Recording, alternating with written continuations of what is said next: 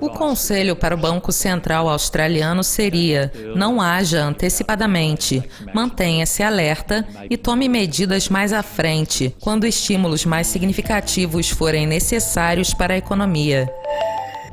Robert, bem-vindo à Dukascop TV. É um prazer recebê-lo. Obrigado pelo convite. Hoje vamos dar uma olhada no seu mais recente relatório sobre imóveis residenciais. Quais são os principais fatores para as tendências e previsões de preços para o futuro?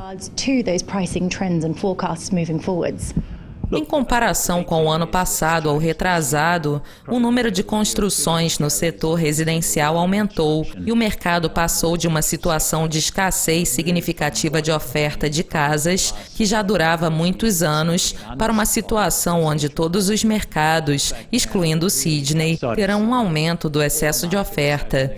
Essa provavelmente seria a maior mudança no mercado e, considerando a nossa experiência histórica, o excesso de oferta geralmente implica crescimento mais lento ou até mesmo risco de queda de preços.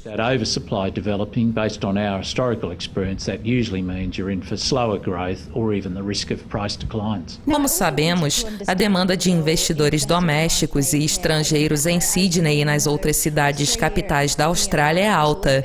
Mas qual é o papel dessa demanda no desempenho do mercado? Alguns mercados, especialmente o de imóveis na planta, são muito dependentes de investidores. Cerca de 15 a 20% das vendas de apartamentos em Melbourne e Sydney foram para investidores estrangeiros e cerca de 50 a 60% para investidores locais. Portanto, os investidores têm sido um fator importante para o mercado e a principal razão pela qual o crescimento dos preços tem continuado forte, particularmente em Melbourne e Sydney, pelos últimos 12 meses. So investors have been a key driver of the market. It's been the main reason why price growth has continued to be so strong, particularly in Sydney and Melbourne over the last 12 months. Entretanto, nós acreditamos que essa tendência esteja chegando ao fim, porque à medida que o excesso de oferta aumenta, os aluguéis caem ou param de subir e, em última instância, os preços, tendo alcançado um pico, ficam com pouco potencial para mais crescimento. Esse tipo de cenário normalmente desencoraja os investimentos no mercado e alguns investidores que já estão no mercado decidem pegar o ganho de capital e vender. Nesse sentido, nós acreditamos que estamos nos aproximando de um período de redução substancial da demanda de investidores. Os últimos números mostraram uma queda de pelo menos 10 a 15% nos empréstimos a investidores nos últimos 9 meses. Além disso, os investidores estrangeiros também vão começar a recuar, porque o governo está aumentando os impostos e, certamente, alguns não vão querer pagar mais 4 ou 5% em imposto de selo. Outra questão é que está cada vez mais difícil de se tirar dinheiro de investidores chineses. Stamp duty. Or also, I suppose the other issue is for some of the Chinese investors, it's getting more difficult to get money out of China.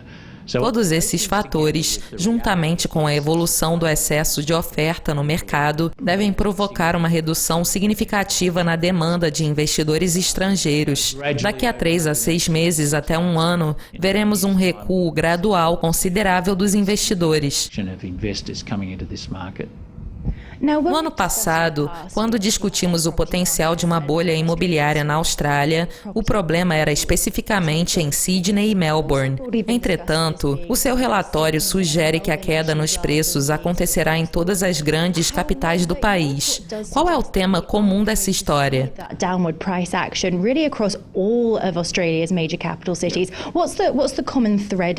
Voltando um pouco no tempo, entre 1996 e 2000, no período que antecedeu as Olimpíadas, o boom se formou especificamente em Melbourne e em Sydney.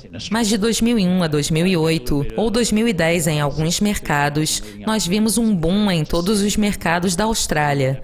A partir de 2010, o crescimento do mercado se concentrou em Melbourne e a partir de 2012, em Sydney. But really since 2010, It's been a Sydney and Melbourne focus story, I should say, since 2012. No caso de Sydney, o mercado estava em baixa desde o início de 2004 e houve apenas um bom ano durante esse período, quando os benefícios para o comprador de primeira viagem estimularam o mercado. O motivo para essa baixa foi uma crise de preços fenomenal, com uma queda de cerca de 55% em um período de 4 anos em Sydney e cerca de 35% em Melbourne. In around a 4-year period. Melbourne's up probably more like about 35% in that same. Desde 2012, o boom tem se concentrado em Sydney e Melbourne especificamente, e o crescimento no restante do país tem sido pequeno. Em Perth, o mercado foi fortemente influenciado pelo boom da mineração e terá um grande excesso de oferta, considerando o baixo crescimento populacional, que caiu de 3,5% ao ano para cerca de 1,2%. Mesmo mercados como Brisbane, onde não houve uma forte crise de preços, há muita construção de apartamentos, o que vai resultar em um excesso de oferta, por causa do enfraquecimento do crescimento populacional.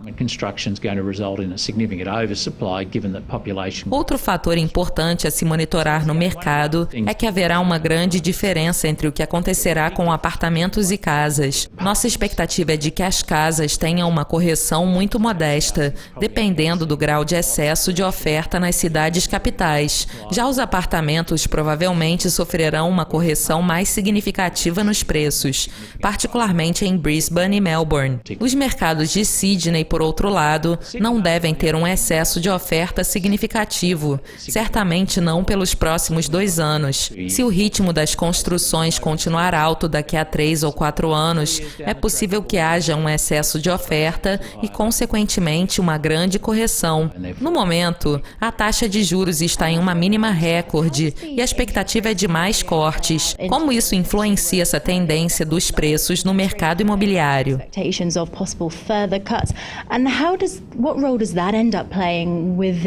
A expectativa é de que as taxas de juros sejam cortadas ainda mais no curto prazo, antes do final do ano. Certamente, se a construção de casas, que é um fator considerável para a atividade econômica, diminuir na segunda metade de 2017, o Banco Central Australiano poderá cortar as taxas para estimular a economia. O conselho para o Banco Central Australiano seria: não haja antecipadamente, mantenha-se alerta e tome medidas mais à frente, quando estímulos mais significativos forem necessários para a economia.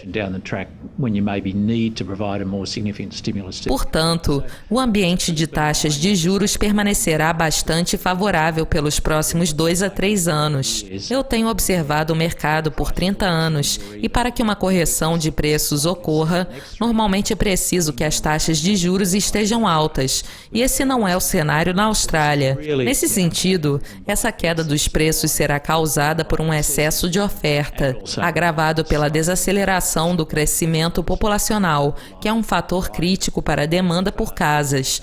Robert, muito obrigada pela participação. Obrigado. Thank you very much. O nosso muito obrigado ao diretor administrativo da BIS Shrapnel, Robert Mellor, pelos comentários sobre o mercado imobiliário australiano.